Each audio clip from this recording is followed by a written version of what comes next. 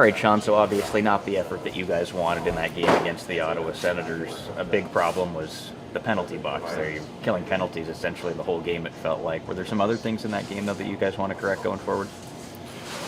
Well, yeah, number one's the penalties. But yeah, I mean, I think there's plenty of stuff we can correct. Whether it's the simple stuff like winning our battles and making sure we're sticking to the details and sticking to the systems that we're learning here. And I think it's a lot of stuff. There's plenty of things we can get better at.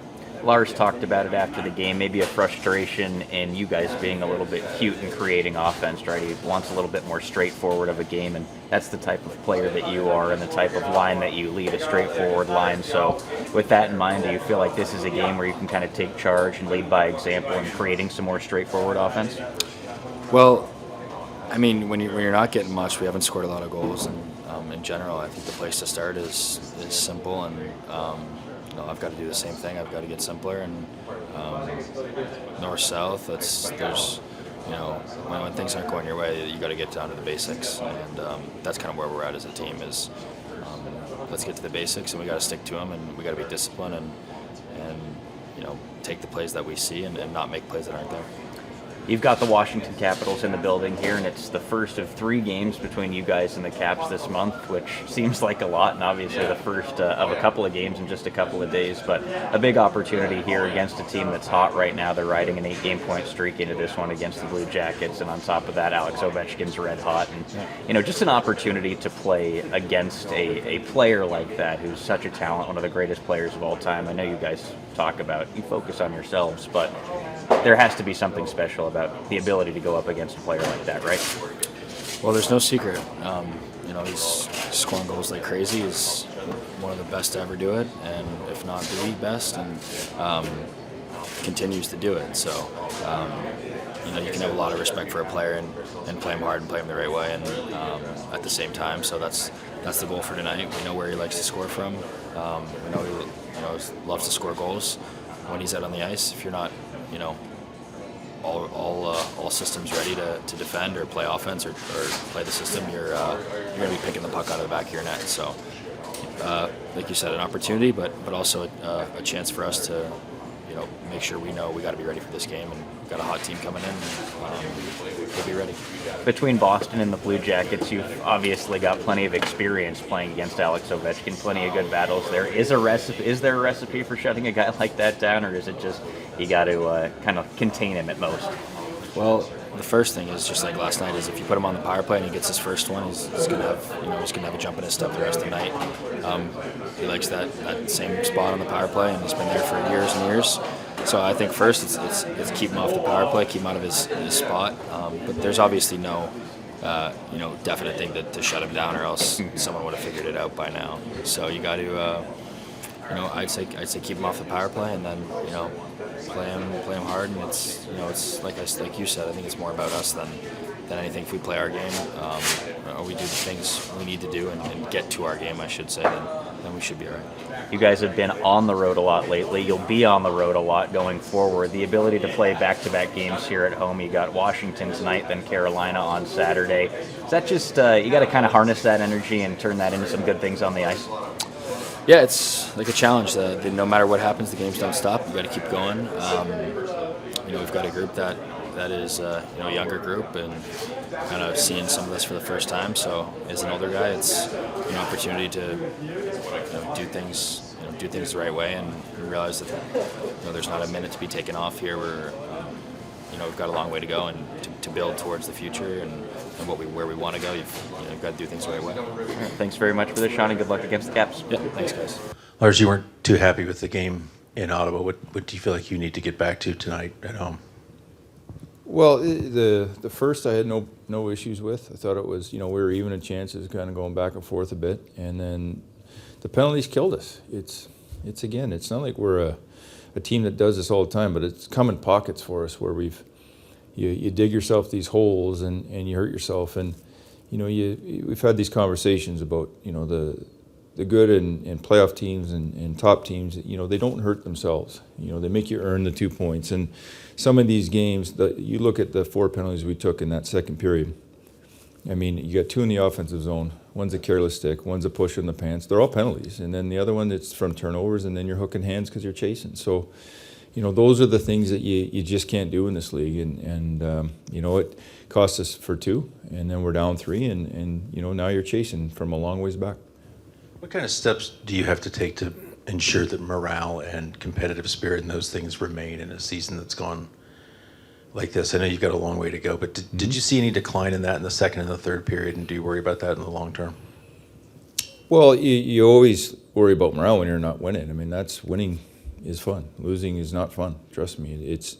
But we're pros, and we, there's a standard that has to be maintained, and it's not just working hard. That's required. That's if we're coaching, working, and then we're in trouble. So they work. But there's other things that we have to be better at, managing the puck, and obviously the penalties, and consistency in our play, consistency in structure, all those little things that when you're depleted and don't have key guys out, or you have key guys out, and those are the areas that can keep you tighter in those games, and you manage the games better, and then now you have a chance to win those games in the end. And when you don't, you get away from 1 or 2 or 3 of those intangibles, and you're in trouble. Lineup for tonight? We got Myers in, Robbie's out, Bjork is out, and we got Peake comes back in. Elvis will be starting. With Elvis, I think this will be his first game in a couple weeks. He's been through a lot here. You just hope that he can maybe start building off of an appearance like this? Yeah, we got a lot of games coming, so we need our goalies to play. There's going to be lots of opportunity here for them. Any update on Robinson? Upper body, day to day. What kind of changes do you want to see from Peake in his game with him back in the lineup? I think managing the puck better and making quicker plays, because it's never a work thing with him. He's a competitive guy. He works out his game. He really is competitive in the battle. He boxes out well. He does all those things. It's the managing of the puck. I think that's his number one thing that I know he can do better. I've seen it, and for a long stretch of time. So that'd be the number one priority here tonight. For years, Gretzky's goal record was, I don't think people ever thought they'd see that come down.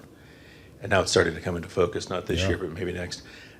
Just your thoughts on Ovechkin. I know you've coached against him many times, just to be even in the conversation for a record like that. And what kind of a thrill is it to coach against a talent like that, a generational talent? I think I played against him too. That's a scary thing.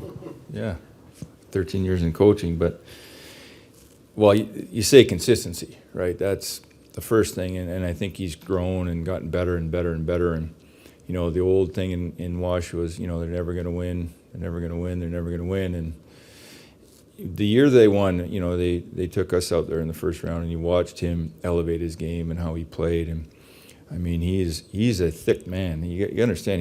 I believe he's 230, somewhere in there. And you poke the bear a little bit, sometimes he can switch modes real quick on you. There's not many guys that can do that, and so that's the other side of his game. But his goal scoring, it's incredible. It really is. I'm one of those guys would have been my hand up if anybody would have said, who do you think will not break the record? I didn't think it was touchable. Every year it's 76, 78, 82, 82, 82 games. Patrick Marleau was the same. It's just incredible how many games they've played, and staying healthy is the number one thing. You have to play the games, and then to do it at that level, you run out of things to say. It's so impressive, and to do it, the game is getting faster, and the game is getting quicker, and he's not slowing down, which is incredible. So, yeah, you just tip your cap. You don't like to coach against it because it's coming. He's going to get his 10 shot attempts tonight at some point. A few weeks ago, I think we were talking, and you were mentioning about how there's sort of a honeymoon period for the guys who come up, and then after a while, it starts to sink in. NHL and just it's a grind. Are we seeing a little bit of that with Bjork right now? Do you feel? A few games. I feel like his energy has dipped in the last 2-3 since the break for me. And listen, he's not out because there could have been a few other guys candidates for that after that game. So he's the guy that's out tonight. He's been a very good player for us, and we've been very impressed with his poise and his plus taking on a big role also. So this is a hard league. When you're playing every second day, and especially your first year, you know, you're excited, you're energized, you're in the NHL. In the NHL, it smacks you in the face at some point because you're traveling and all these intangibles that you have to just go through. So yeah, he won't be the only one. There's other guys that are going to hit that wall too, I'm sure, at some point, and we'll manage through that. Brad, just one more thought on Ovechkin. So often when you see a guy get into his 30s and now late 30s, you see their game evolve. Have you seen his game change over the years, or is he still the same guy he was when he came into the league? No, I think he's different from when he first came to where he is now. I think he's grown up and matured in his game. You know, he has a good sense of the moment. I believe. You know, when you're young, he's just full of energy, and you know he was a special talent. Obviously, we knew that, and then you win, that changes you. I think, you know, anybody that's gone through the grind of winning a Stanley Cup, nobody does that the easy way. There's just, you can't. And so that changes you too. And I think he senses the moment really well. He's a guy that, you know, he can crank it up. The dial can turn real quick, and you know, that's when he's at his best.